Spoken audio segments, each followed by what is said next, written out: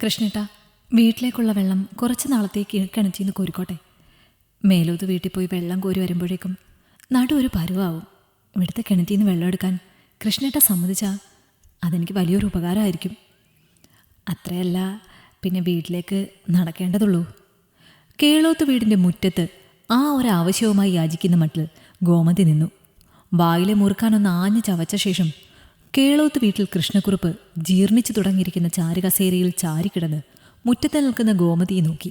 വെറ്റില നുറുക്ക് പറ്റിപ്പിടിച്ച് മുറുക്കിച്ചു വന്ന ചുണ്ടുകളിൽ ഒരു പുച്ഛഭാവത്തിലായിരുന്നു അയാളുടെ നോട്ടം.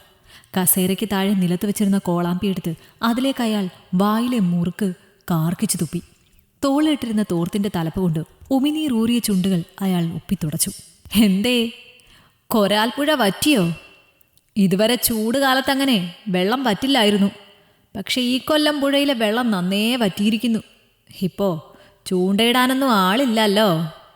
എൻ്റെയൊക്കെ ആയ കാലത്ത് ഞാൻ എത്ര ചൂണ്ടയിട്ടിരിക്കുന്നു. ചൂണ്ടയിടാൻ ആളില്ലേ, പെണ്ണിൻ്റെയും പുഴയുടെയും ഉറവ വറ്റും. കൃഷ്ണക്കുറുപ്പ് ഒരു വഷളൻ ചിരിയോടെ അതും പറഞ്ഞ് ഊറി ഊറി ചിരിച്ചു.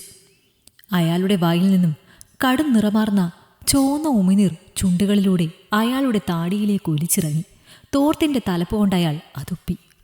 അയാളുടെ സംഭാഷണത്തിലെ ദ്വയാർത്ഥം മനസ്സിലായിട്ടും ഗോമതി ആ മുറ്റത്ത് തല താഴ്ത്തി നിന്നു. നീ ഇങ്ങനെ വെയിലുകൊണ്ട് മുറ്റത്ത് നിൽക്കാതെ ഗോമതി വാ, ഈ ഇറയത്ത് കയറിയിരി. മോള് സ്കൂളിൽ നിന്നും വരാൻ സമയമായി. കൃഷ്ണേട്ടൻ്റെ സമ്മതം കിട്ടിയിരുന്നേൽ. മോള് വരാൻ ഇനിയും സമയമില്ലേ? നീ ഇവിടെ കയറിയിരി, വെയിൽ കൊണ്ടുള്ള ചന്തം പോകാതെ. ഗോമതി മനസ്സില്ലാ മനസ്സോടെ സ്വന്തം ആവശ്യമല്ലേ എന്ന് കരുതി ആ ഇറയത്ത് കയറി തൂണും ചാരി അവിടെ നിലത്തിരുന്നു. ലക്ഷ്മിയേ, ഇതാരാ വന്നേന്ന് നോക്കിയേ. കൃഷ്ണക്കുറുപ്പ് തല ചിരിച്ചുകൊണ്ട് അകത്തളത്തിൽ നോക്കി വിളിച്ചു. അടുക്കളയിലെ പാത്രങ്ങളുടെ മുഴക്കം നിലച്ചു. സാരിത്തലപ്പിൽ കൈകൾ തുടച്ചുകൊണ്ട് പൂമുഖത്തേക്ക് അയാളുടെ ഭാര്യ ലക്ഷ്മി കടന്നു വന്നു. ഇതാര്, ഗോമതിയോ? എന്താ പതിവില്ലാതെ? ലക്ഷ്മിയെ കണ്ടതും ഗോമതി ഇരുന്നിടത്ത് നിന്നും എഴുന്നേറ്റു. മുന്നിൽ നിൽക്കുന്ന കളിക്കൂട്ടുകാരിയുടെ രൂപത്തെ ഗോമതി ഇമ വെട്ടാതെ നോക്കി. ലക്ഷ്മി നന്നായി മെലിഞ്ഞിരിക്കുന്നു. പ്രായവും മുന്നേ നരബാധിക്കപ്പെട്ട മുടിയിഴകൾ. വയസ്സ് 52. ലക്ഷ്മിയേക്കാൾ 4 വയസ്സ് കുറവായിരുന്നു ഗോമതിക്ക്. കൃഷ്ണക്കുറുപ്പിൻ്റെ ശകാരങ്ങളുടെയും ഇടിയുടെയും തൊഴിയുടെയും ബാക്കി പത്രം എന്ന പോലെ ഗോമതിക്ക് മുന്നിൽ ലക്ഷ്മി നിന്നു. ലക്ഷ്മിയേച്ചി, ഈ വീട്ടിൽ നിന്നും വീട്ടാവശ്യത്തിനുള്ള വെള്ളം കോരാൻ പറ്റിയിരുന്നെങ്കിൽ അതെനിക്ക് വലിയൊരു ഉപകാരമായിരിക്കും. മേലാത്ത വീട്ടിൽ പോയി വെള്ളം കോരി ശരീരം നന്നേ ക്ഷീണിച്ചു. ഇതിപ്പോൾ 2 കാലടി വെക്കേണ്ട ദൂരല്ലേ ഉള്ളൂ. നിങ്ങളെ ബുദ്ധിമുട്ടിക്കരുതെന്നുണ്ടായിരുന്നു. പക്ഷേ വേറെ നിവർത്തിയില്ലാത്തത് കൊണ്ടാണ്. കൃഷ്ണേട്ടനെ കണ്ട് ഇക്കാര്യമൊന്ന് പറയാൻ വന്നതാ. അതിനെന്താ ഗോമതി, നീ എടുത്തോ. പഴയ കളിക്കൂട്ടുകാരിയോടുള്ള സ്നേഹത്തിൻ്റെ പുറത്ത് ലക്ഷ്മി ഗോമതിയോട് അങ്ങനെ പറഞ്ഞു പോയതും കൃഷ്ണക്കുറുപ്പ് ലക്ഷ്മിയെ ഇരുത്തിയൊരു നോട്ടം നോക്കി. നിന്റെ തന്ത കുഴിച്ചുണ്ടാക്കിയ കിണറല്ല ഇത്, കണ്ടവളുമാർക്കൊക്കെ വെള്ളം കോരിയെടുത്തോണ്ട് പോവാൻ. അത് കേട്ടതും ഗോമതി നിന്നിടത്തു നിന്നും 2 ചുവടുകൾ പിന്നോട്ട് വലിഞ്ഞു. അവളുടെ കാലുകളിൽ എന്തെന്നില്ലാത്ത വിറയൽ അനുഭവപ്പെട്ടു. അവളുടെ കണ്ണുകൾ പൊടുന്നനെ നിറഞ്ഞു.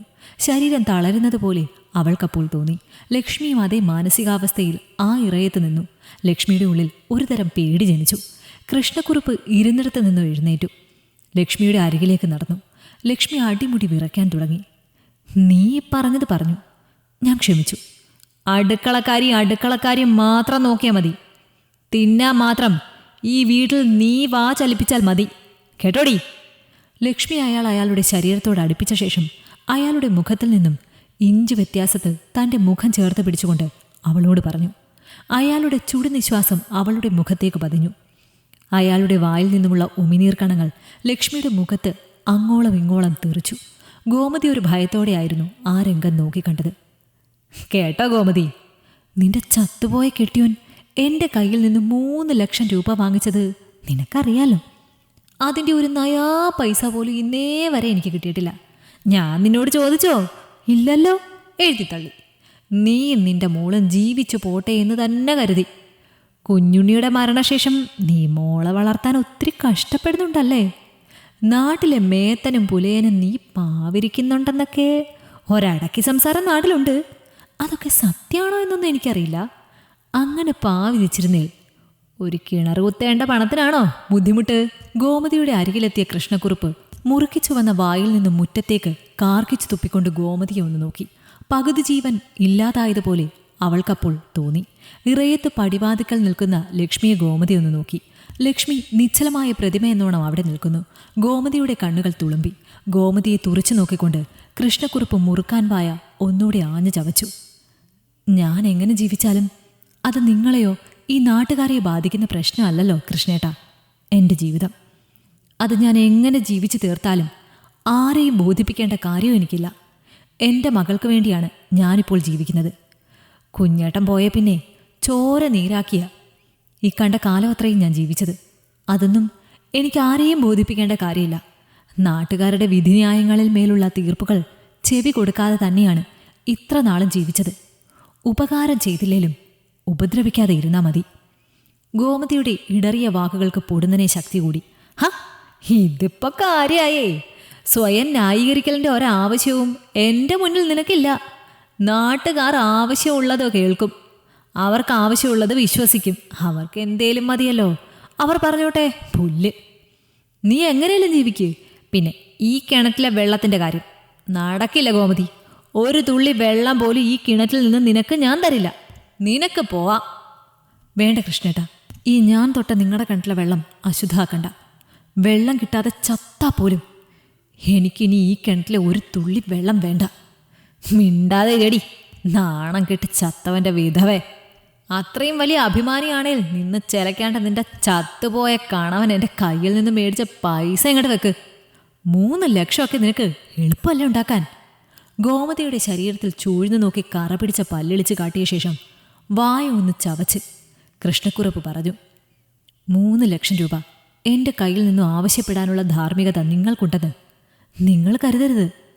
എൻ്റെ ഭർത്താവ് നിങ്ങളുടെ കൊപ്രാക്കളത്തിൽ രാവും പകലും ഇല്ലാതെ അധ്വാനിച്ചു. നിങ്ങളുടെ എല്ലാ കൊള്ളരുതായ്മകൾക്കും ഗതികേട് കൊണ്ട് കൂട്ടുനിന്നു. ഒരിക്കലും നിങ്ങൾ എൻ്റെ ഭർത്താവിന് പണം കടം കൊടുത്തിട്ടില്ല.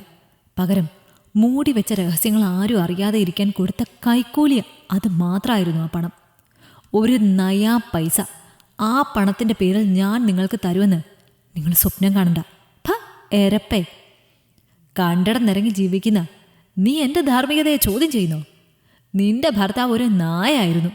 മുതലാളിയെ ഒരു കവിൾ മദ്യത്തിന് വേണ്ടി മണപ്പിച്ച് നടന്ന നായ. അതിൽ കൂടുതലൊന്നുമില്ല. കൂടെ നടന്നതല്ലേ കൂടപ്പിറപ്പ് പോലെ എന്നല്ലേ എന്നൊക്കെ കരുതി അവൻ പണം കടം ചോദിച്ചപ്പോൾ ഞാൻ കൊടുത്തു. ചരിത്രം ഒന്നും നീ എഴുതി തിരുത്താൻ ശ്രമിക്കണ്ട. അവൻ ചത്തു. അതോടെ അവൻ തരാനുണ്ടായിരുന്ന പണവും ഞാൻ എഴുതി തള്ളി. പക്ഷെ നീ ഇത്രയും എൻ്റെ മുന്നിൽ നിന്നും ചിലച്ച സ്ഥിതിക്ക് ഞാനൊന്ന് പറയാം. എൻ്റെ പണം ഒരു വിധത്തിലല്ലേ മറ്റൊരു വിധത്തിൽ നിന്നിൽ നിന്ന് ഞാൻ ഈടാക്കും. ഒന്നുകിൽ ഒരാഴ്ചയ്ക്കുള്ളിൽ നീ സ്വമേധയാ ആ പണം എനിക്ക് നൽകണം. അല്ലേൽ അനന്തരഫലം നീ അനുഭവിക്കേണ്ടി വരും. നീ ഒരു വിധവയാണ്, അത് മറക്കരുത്. കൊഞ്ചാൻ ചാടിയ മുട്ടോളം, പിന്നെയും ചാടിയ ചട്ടിയിൽ. അത്രേ ഉള്ളൂ നീ. ഗോമതിയുടെ മുഖം വിളറി. അവളുടെ ശരീരം ആകെ ഒന്ന് വിറച്ചു. കൈകളുടെ മുഷ്ടി ചുരുട്ടി അവൾ ഒരടി പിന്നോട്ട് വെച്ചു. താൻ എന്താണെന്ന് വെച്ചാൽ ചെയ്യും. 1 രൂപ പോലും തനിക്ക് ഞാൻ തരില്ല. ഗോമതി കിണറ്റിനരികിലേക്ക് നടന്നു. കിണറിൻ്റെ ആഴങ്ങളിലേക്ക് അവൾ എത്തി നോക്കി. തിരിഞ്ഞു നിന്ന കൃഷ്ണക്കുറുപ്പിനെ തുറച്ചു നോക്കിയ ശേഷം അവൾ കിണറിൻ്റെ പടവിൽ കാർക്കിച്ചു തുപ്പി. ആ സമയം കൃഷ്ണക്കുറുപ്പിൻ്റെ മുഖത്ത് എന്തെന്നില്ലാത്ത പ്രതികാരഭാവം നിഴലിച്ചു. മുറുക്കിക്കൊണ്ട് അയാൾ അവൾ പോയ വഴിയെ തീക്ഷ്ണമായി നോക്കിയ ശേഷം നോട്ടം ലക്ഷ്മിയിലേക്ക് തിരിച്ചു. പകച്ചു നിന്നിരുന്ന ലക്ഷ്മി തല താഴ്ത്തി വീടിനുള്ളിലേക്ക് കയറിപ്പോയി. ഗോമതി, രാജപ്പ മുതലാളി നിന്നെ ഒന്ന് കാണണമെന്ന് പറഞ്ഞു. എന്താ കാര്യം ഹമീദിക്ക? അത് അയാൾക്കേ അറിയൂ. ചെല്ല്, ഓഫീസിലുണ്ട്. ഗോമതിയുടെ ഹൃദയമിടിപ്പ് കൂടി വന്നു. അവൾ വേച്ച് വേച്ച് ഓഫീസിലേക്ക് കയറി ചെന്നു. ആ ഗോമതി, കമ്പനി ഈയിടെയായി ഭയങ്കര നഷ്ടത്തിലാണ്. അതുകൊണ്ട് അവൾക്ക് ഏകദേശം കാര്യം മനസ്സിലായി. ജോലിക്ക് കയറിയിട്ട് ഇന്നേക്ക് 10ാം ദിവസം. നാട്ടിലെ ഒരു അച്ചാർ കമ്പനി. രാവിലെ 9 മണി മുതൽ രാത്രി 7 മണി വരെയുള്ള അധ്വാനം. ആ ജോലിയും തനിക്ക് നഷ്ടപ്പെടാൻ പോകുന്നു. ഗോമതി രാജപ്പൻ മുതലാളിക്ക് മുന്നിൽ തല താഴ്ത്തി നിന്നു. തൽക്കാലം ഗോമതി കുറച്ച് ദിവസം ലീവ് എടുക്കൂ, ഞാൻ വിളിക്കാം. ഗോമതി ഒന്നും മിണ്ടാതെ ആ ഓഫീസിൽ നിന്ന് ഇറങ്ങി നടന്നു. അവളുടെ കണ്ണുകൾ നന്നേ കലങ്ങിയിരിക്കുന്നു. തേങ്ങിക്കൊണ്ട് അവൾ കൊണ്ടുവന്ന സഞ്ചിയുമെടുത്ത് ആ കമ്പനിയിൽ നിന്നും ഇറങ്ങി. പലരും അവളെ ആശ്വസിപ്പിക്കാൻ മുന്നോട്ട് വന്നെങ്കിലും അവൾ അവരുടെ എല്ലാം കൈതട്ടി മാറ്റി. എല്ലാം ആരുടെ കളികളാണെന്ന് അവൾക്ക് മനസ്സിലായി. ജീവിക്കണം, തോറ്റുകൊടുക്കരുത്, അവൾ മനസ്സിൽ കുറിച്ചു. നിലത്ത് വിരിച്ച പായയിൽ കിടന്നുറങ്ങുന്ന മോളുടെ നെറുകയിൽ തലോടിക്കൊണ്ട് അവളെ നോക്കി ഗോമതി അവളുടെ അരികെ കിടന്നു. ഓരോ ദിവസവും അവൾ പലരോടും ജോലി അന്വേഷിച്ച് നടന്നു. പക്ഷെ ആരും അവൾക്ക് ജോലി നൽകാൻ തയ്യാറായില്ല. മേലാത്ത വീട്ടിൽ നിന്നും വെള്ളം കോരി വരുമ്പോഴുള്ള അവശത വേറെയും. മാനസിക നില തെറ്റുമോ എന്നുള്ള പേടി പൊടുന്നനെ ഗോമതിയെ അലട്ടാൻ തുടങ്ങി. നാട്ടിൽ ആരും അറിയാതെ പണം ഉണ്ടാക്കാനുള്ള വഴി നിനക്ക് ഞാൻ പറഞ്ഞുതരാം. നീ എൻ്റെ കൂടെ മംഗലാപുരം വരെ വന്നാൽ മാത്രം മതി.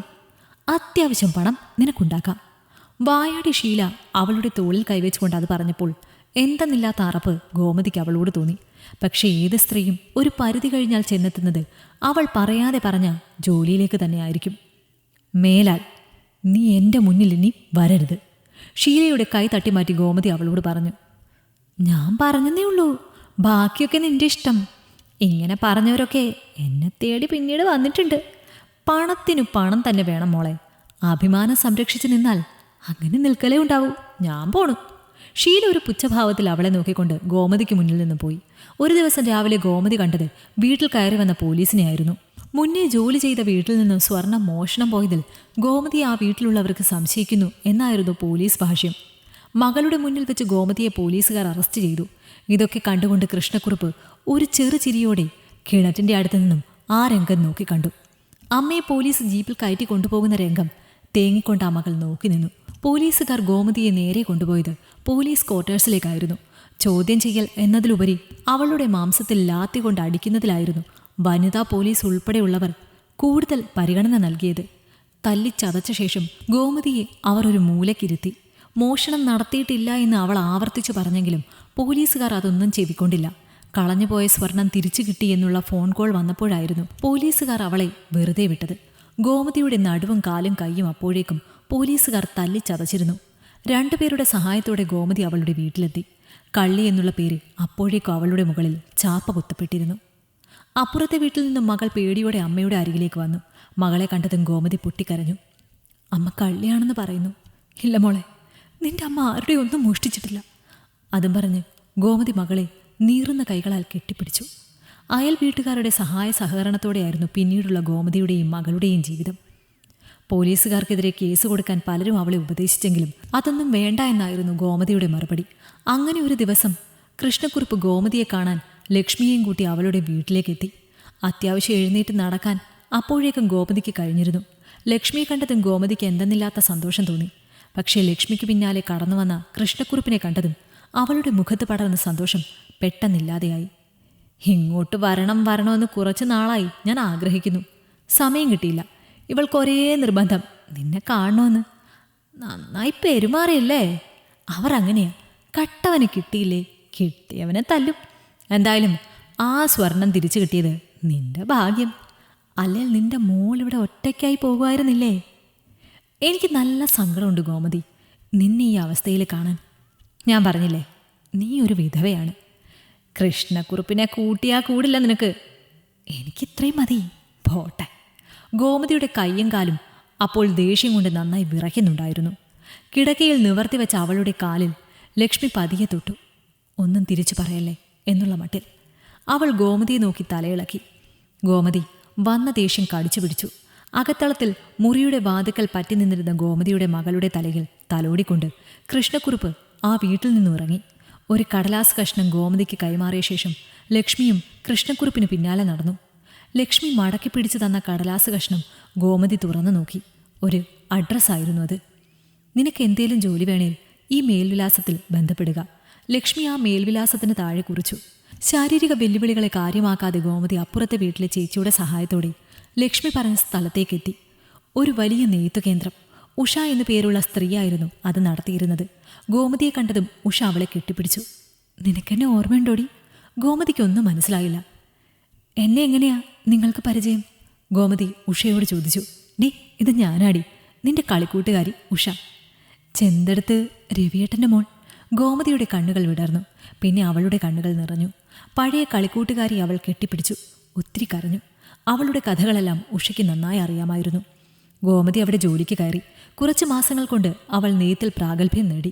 ജീവിതം പച്ചപിടിക്കുന്നത് പോലെ ഗോമതിക്ക് തോന്നി. വീട്ടിൽ ഒരു കിണർ കുത്തണം. കൊരാൽപ്പുഴ പറ്റിയാൽ പിന്നെ വെള്ളമെടുക്കാൻ മേലാത്ത വീട്ടിൽ പോണം. നടുവൊടിയും. ആ കൃഷ്ണക്കുറുപ്പ് കണ്ണിൽ ചോരയില്ലാത്തവനാ. വീട്ടിൽ നിന്ന് 2 അടി നടക്കേണ്ട ദൂരത്ത് കിണറുണ്ടായിട്ടും എൻ്റെ ഒരു വിധി. ഒത്തിരി അനുഭവിച്ചു.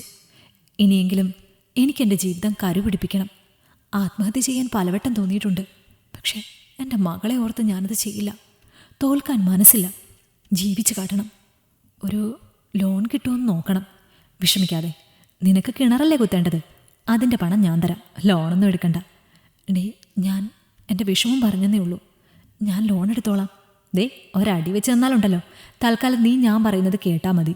ദിവസങ്ങൾക്കൊക്കെ ഉഷയുടെ നേതൃത്വത്തിൽ കിണർ കുഴിക്കൽ ഗോമതിയുടെ വീടിൻ്റെ മുറ്റത്ത് പുരോഗമിച്ചപ്പോൾ കിണർ കുത്തുമ്പോൾ ഉപയോഗിച്ച വെള്ളം ഒഴുകി കൃഷ്ണക്കുറുപ്പിൻ്റെ വീട്ടിലേക്ക് നീങ്ങി. രോഷാകുലനായ കൃഷ്ണക്കുറുപ്പിൻ്റെ മുഖം ചുവന്നു തുടുത്തു. നിന്റെ വീട്ടിലെ മലിനജലം എൻ്റെ വീട്ടിലേക്ക് ഒഴിക്കുന്നത് നിർത്തിക്കോ! അയാൾ ഗോമതിക്ക് നേരെ അലറി. അയാളുടെ ശബ്ദം വായുവിൽ പ്രതിധ്വനിച്ചു. ഇപ്പോൾ തന്നെ എൻ്റെ വീട്ടിലേക്ക് ഒഴുകി വന്ന ചെളിവെള്ളം നീക്കിയേക്ക്, അല്ലേ നീയൊന്നും ഇവിടെ കിണർ കുത്തില്ല.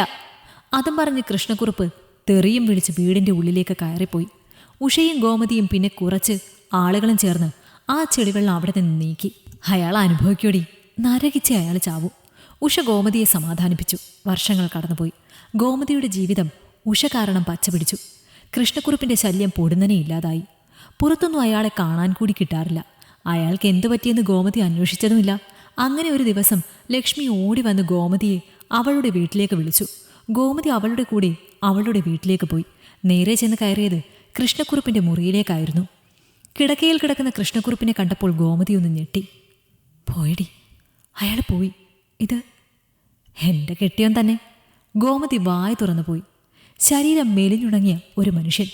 കൊട്ടത്തേങ്ങ പോലെ അയാളുടെ തല, എല്ലാം തോലുമായ രൂപം. ക്യാൻസറായിരുന്നു. ചാവാനാ ഞാനും കാത്തുനിന്നത്. കൊന്നില്ല, നരകിച്ച് ചാവണം. അങ്ങനെ നരകിച്ചാണ് ഇയാൾ ചത്തത്. കണ്ടോ ദൈവത്തിൻ്റെ ശിക്ഷ. ഗോമതി ആ രൂപത്തെ സൂക്ഷിച്ചു നോക്കി.